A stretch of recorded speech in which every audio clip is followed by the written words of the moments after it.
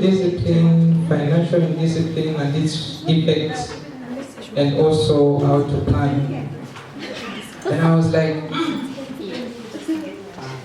I mean, who doesn't know when they're about to make that bad decision? You remember that one when you say we only live once, then you make it. That one. Exactly. So I was like, what is it that I'm going to say that these guys do not know? Because at the end of the day, we know when we're doing the right thing, and we know when we're doing the wrong thing. But anyway, okay, so we are in university, and I think I found this very important quote by Montessori.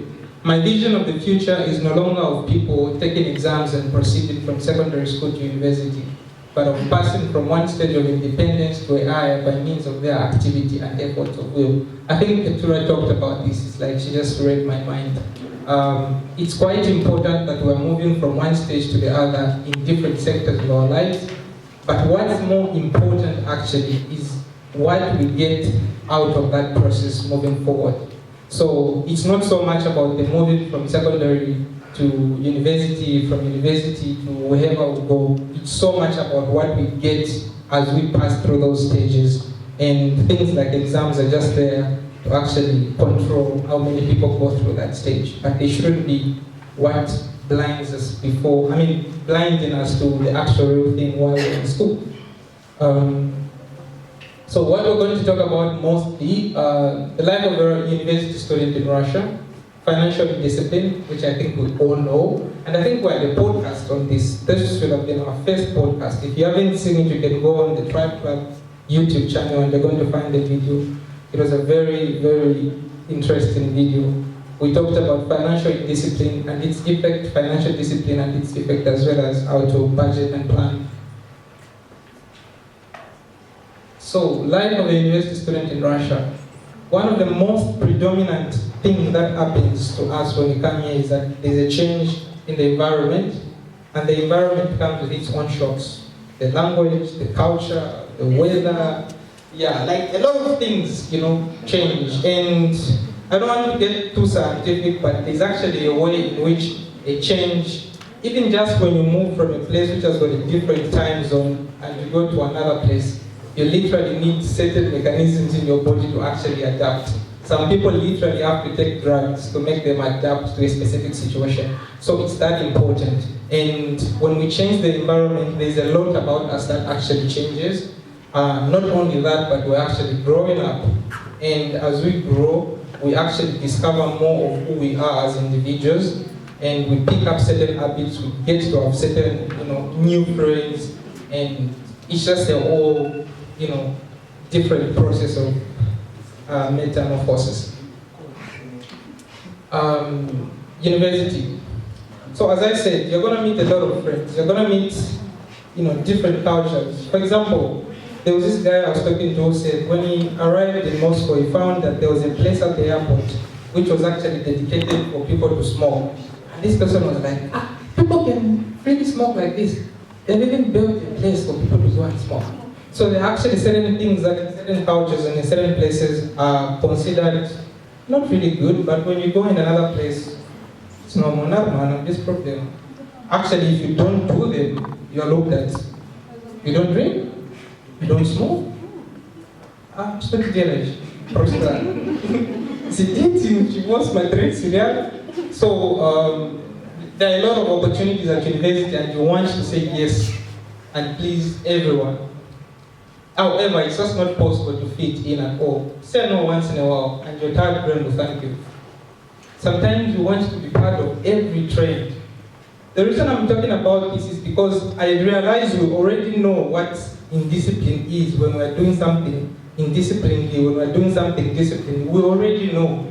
But sometimes what we don't realize are the choices we make that actually makes it hard for us to make disciplined choices.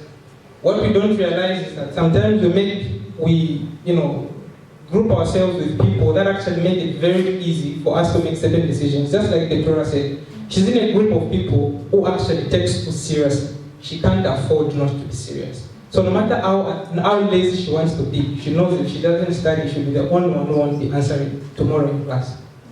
So we all know that you need to study at school, but sometimes the environment which you are in can make it harder for you to actually study, or it can make it easier. You know, there's this picture, I saw somebody say, I want to study. Then they go sit on their bed, cover themselves properly, and then, like, I don't know, unless you're studying RID or something, and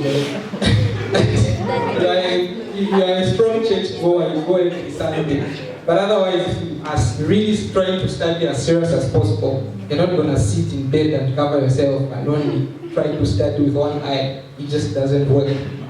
So just know who you are as a person, know where you're coming from, know what you want to do, and make sure you're in environment and places that actually maximizes, that type of a person that you want to be.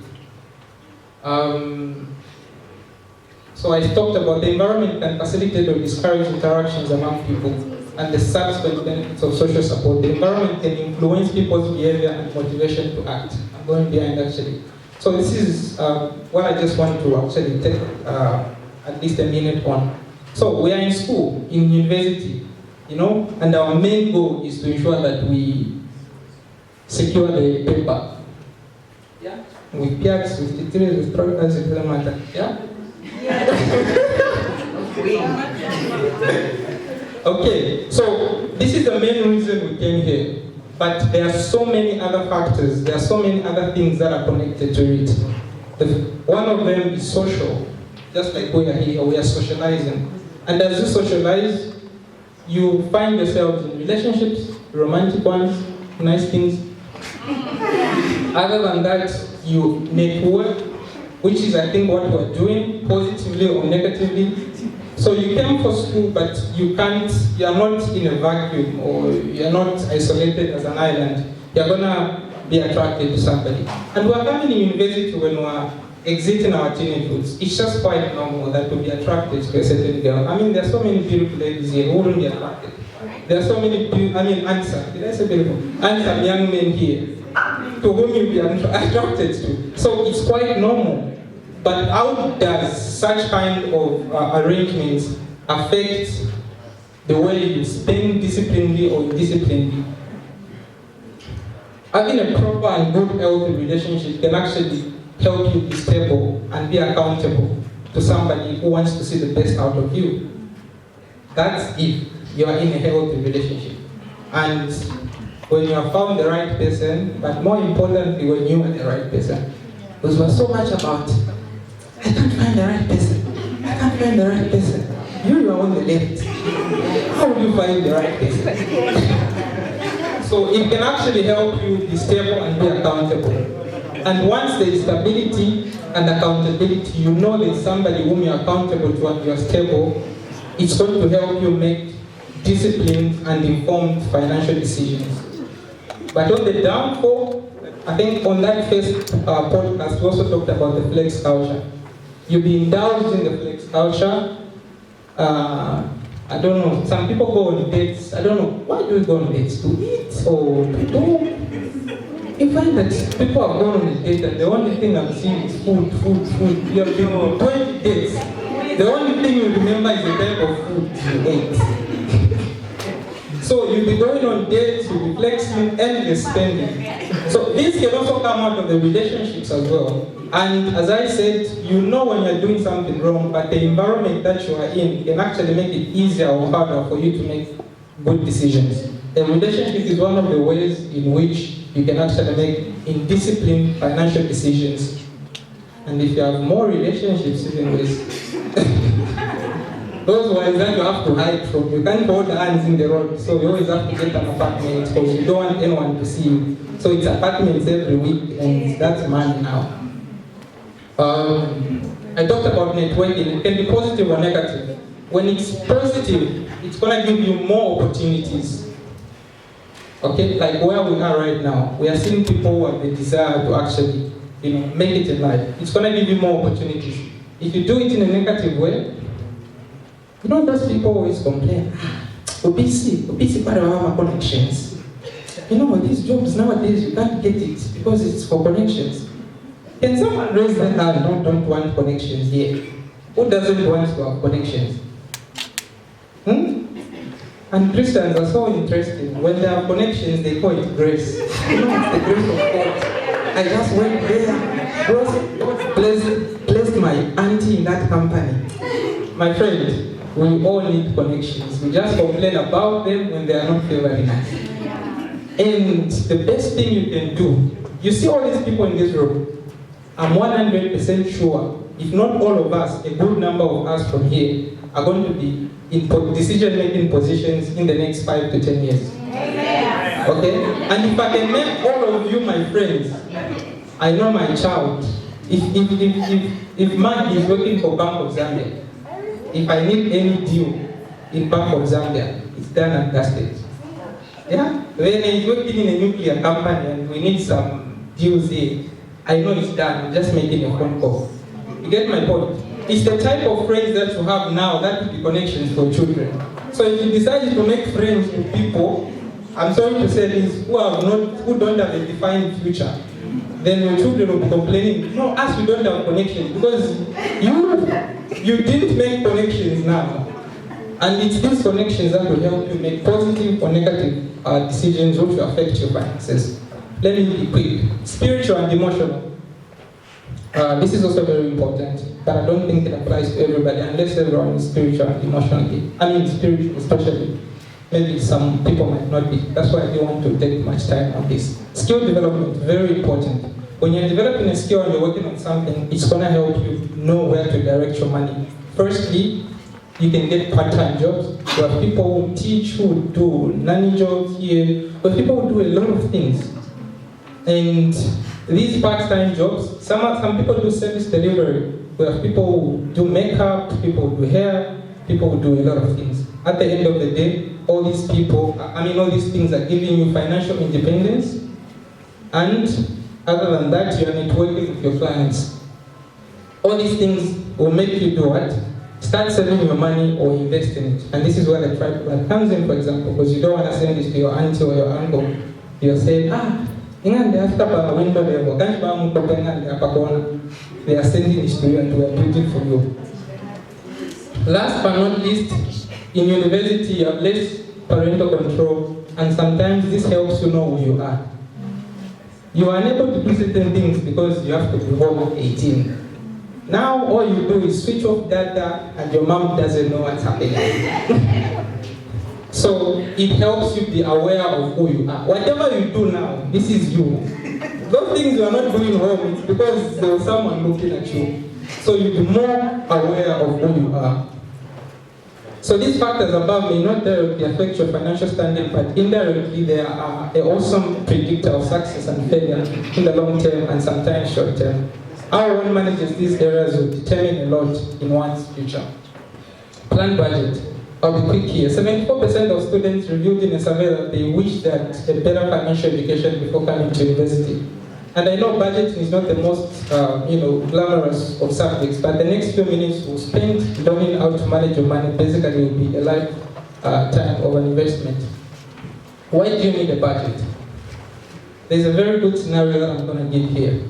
Budgeting might seem pretty boring, but there are loads of benefits to tracking and controlling your spending. Imagine your bank account is like a leaky bucket, okay? Every now and then, a tap opens to fill it up.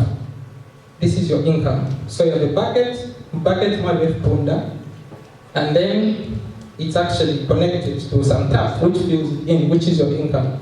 And normally your bucket is full of holes that are leaking your money. Hope I pronounced that right. But both of them, they actually leak the money, don't they? The tribe plan is saying, invest with us, who invest the money and give you an addition and will not charge you for withdrawing. You know, the bank will even tell you you can't withdraw more than 50,000 rupees in a day. My friend, my money. What kind of thing is it? My money. When getting you go to all of it at the same time, what's the problem now? Because they have taken it somewhere. Now they can't give it all of it to you. So saving is very important, and it's the first step. Learn to save, and you can only save when you have planned, you have calculated your weekly spendings, after selling, always ensure that you're investing in something. Because just keeping money there lying there will not solve anything. There will be inflation, or they will replace the currency, and all of the money will become useless. And the Tribe Club is coming in here as a key to this. This is how you can find us. The Tribe Club 2021@gmail.com. If you need anything, you can write us there. We have a website. I think probably somebody will talk about it. Based in Moscow, Russia, in Zambia, Morocco, and so many others. I put Moscow, Russia because that's where we are. And this is our website if you want to reach it. All our social medias are the Tribe Club. Thank you so much.